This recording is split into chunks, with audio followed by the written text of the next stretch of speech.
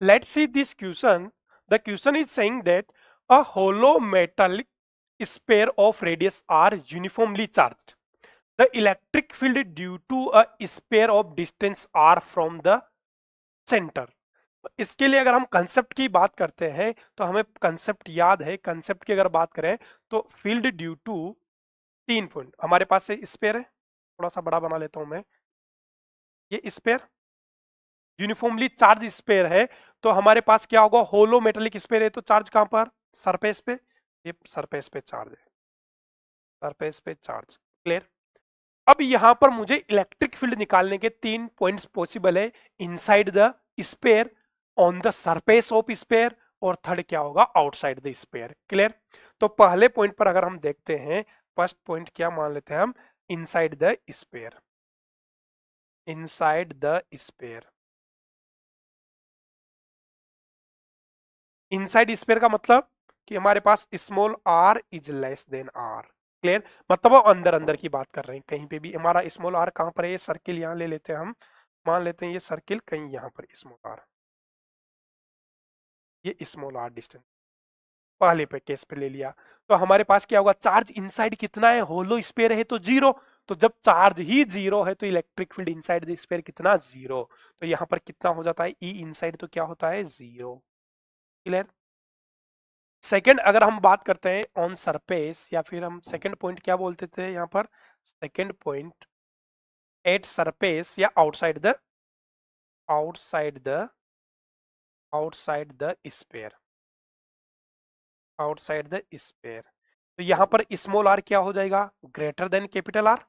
मतलब जो हमारा स्पेयर है वो कहां पर आ गया अब हमारे पास, बाहर। मतलब मैं डैश डैश बना देता हूँ, ये हमारा पास पॉइंट कुछ इस टाइप से आ गया क्या, मान लो ये पहले पी पॉइंट कहीं इस स्पेयर पे मान लेते हैं यहाँ पे। तो अब ये आउटसाइड द स्पेयर है, तो इस पी पॉइंट पर ये स्पेयर किसकी तरह बिहेव करेगा, एज अ पॉइंट चार्ज। और पॉइंट चार्ज की वजह से आर डिस्टेंस का है, तो हमें पता है इलेक्ट्रिक फील्ड निकालना कितना हो जाता है, तो ई इक्वल टू क्या हो जाता है, K Q by R square, K Q by R square. तो आउटसाइड द स्पेयर तो कैसे डिपेंड कर रहा है, E inversely proportional to the R square. और इनसाइड कितना है, जीरो। इनसाइड कितना है, ई जीरो है ये।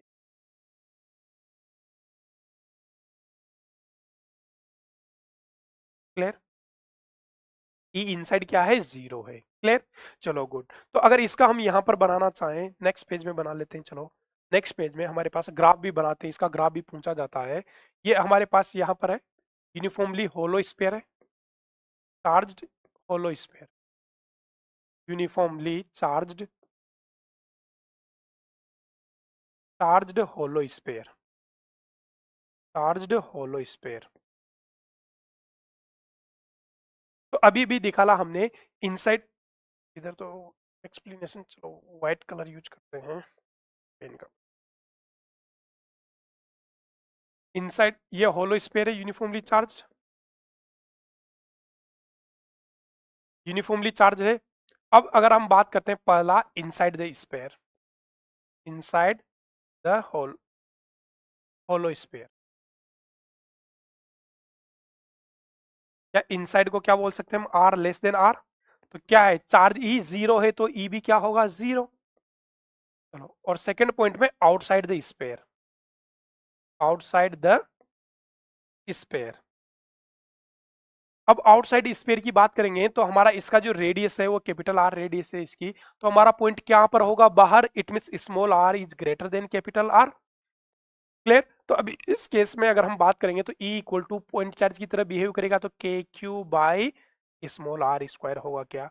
या फिर मैं आउटसाइड की बात करूं तो electric field inversely proportional to the R square depend कर रहा है क्या। क्लियर। तो इसका ग्राफ्स कैसा आ जाता था, अगर हम ई वर्सेज आर पर अगर ग्राफ्स ड्रॉ करना चाहें, ई वर्सेज आर पर अगर हम ग्राफ ड्रॉ करना चाहें, तो जीरो कहां तक होगा, यहां तक। जब स्मॉल आर बराबर कैपिटल आर हो जाए तब तक तो जीरो है, फिर इसके बाद इनवर्सली प्रोपोर्शनल डिपेंड करता है।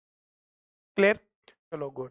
तो अब ऑप्शन देखते हैं हम इसका, ऑप्शन कौन सा होगा। ऑप्शन फर्स्ट बोल रहा है, इंक्रीज एज आर इंक्रीज, जब आर लेस देन आर है, जब आर स्मॉल आर अगर कैपिटल आर से छोटा है तो इनसाइड, इसका मतलब यहां तो जीरो है, तो ये तो गलत हो गया।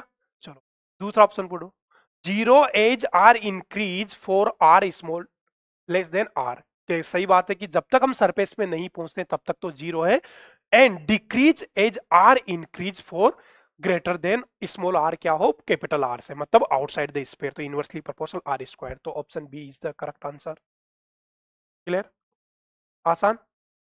ऑप्शन सी और डी गलत क्यों हो गएंगे? क्योंकि zero as R increase, but increase R, पहला यहां तक तो सही है, but increase as R increase, जब आर आउटसाइड में आर इंक्रीज होगा तो इनवर्सली प्रोपोर्शनल था, तो डिक्रीज होना चाहिए, ये गलत हो गया।